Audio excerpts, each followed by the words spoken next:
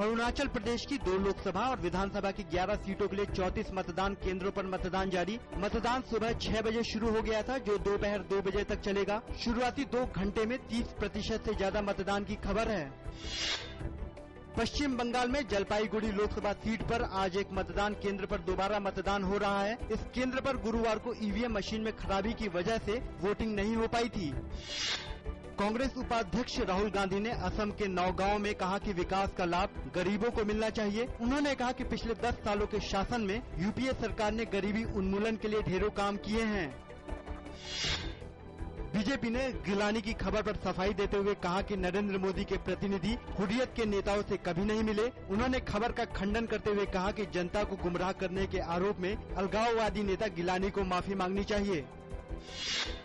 भाजपा नेता नितिन गडकरी ने पटना में कहा कि धारा 370 की वजह से ही कश्मीर का विकास नहीं हो पाया है। उन्होंने कहा कि धारा 370 की वजह से कश्मीर में कोई औद्योगिक इकाई भी स्थापित नहीं की जा सकती।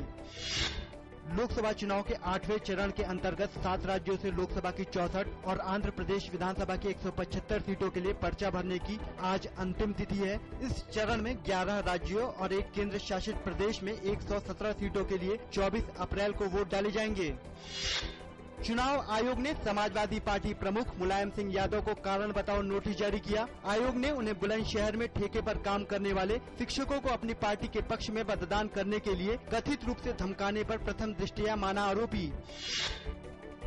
झारखंड के धनबाद शहर में कल रात एक भीषण सड़क दुर्घटना हुई, जिसमें 6 लोगों के मारे जाने और कई लोगों के घायल होने की खबर है। यह हादसा तब हुआ जब जमशेदपुर के बरीडीह से कुछ लोग विवाह समारोह से वापस लौट रहे थे। रूस ने कहा है कि यूक्रेन से लगती सीमा पर उसकी फौज का भारी जमावड़ा है और उसने चेतावनी दी है कि अमेरिका को उसके खिलाफ और अधिक प्रतिबंध नहीं लगाने चाहिए।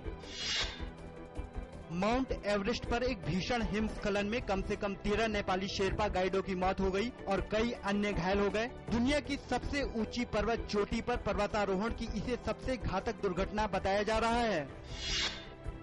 बहरीन की राजधानी मनामा में शुक्रवार को मुख्य विपक्षी पार्टी के सरकारी विरोध प्रदर्शन में भारी संख्या में लोगों ने हिस्सा लिया। अल वेफाक इस्लामिक सोसाइटी के महासचिव शेख अली सलमान ने भी प्रदर्शन में हिस्सा लिया। पिछली रैलियों की तुलना में यह विरोध प्रदर्शन काफी शांतिपूर्ण था। संयुक्त राष्ट्र ने शुक्रवार को बताया कि दक्षिण सूडान में हजारों लोगों को शरण देने वाले शिविर पर हुए हमले में लगभग 58 लोगों की मौत हो गई और 100 से ज्यादा लोग घायल हो गए।